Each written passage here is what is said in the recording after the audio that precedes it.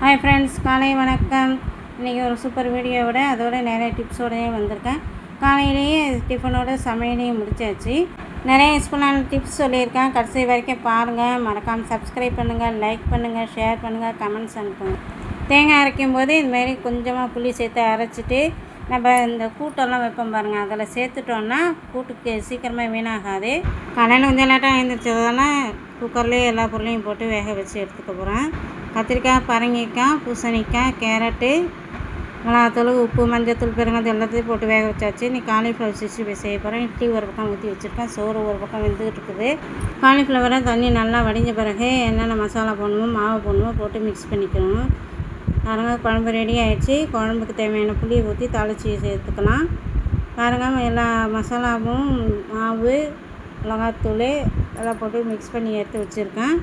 இந்த மாதிரி நல்லா மிக்ஸ் பண்ண பிறகு காலிஃப்ளவர் போட்டு மிக்ஸ் பண்ணிட்டு அதுக்கப்புறம் தண்ணி சேர்த்து பிசைஞ்சிக்கோங்க. அப்போ தான் தண்ணி அளவு அதிகமாக சேர்கிற மாதிரி இருக்காது. முதல்ல காலிஃப்ளவர் போட்டு மாவை போட்டு தண்ணியை ஊற்றினோன்னா ஒரு மாதிரி நீர் விட்ட மாதிரி ஆகிடும்.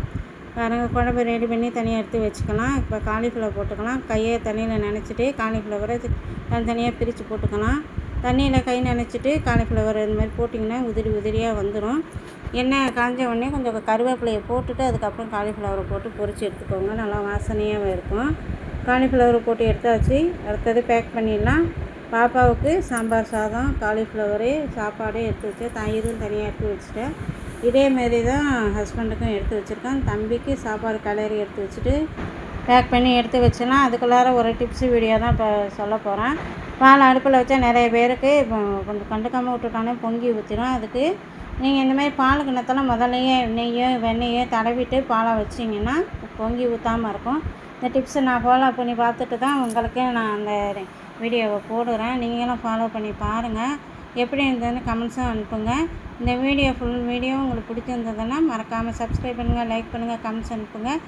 தேங்க்யூ.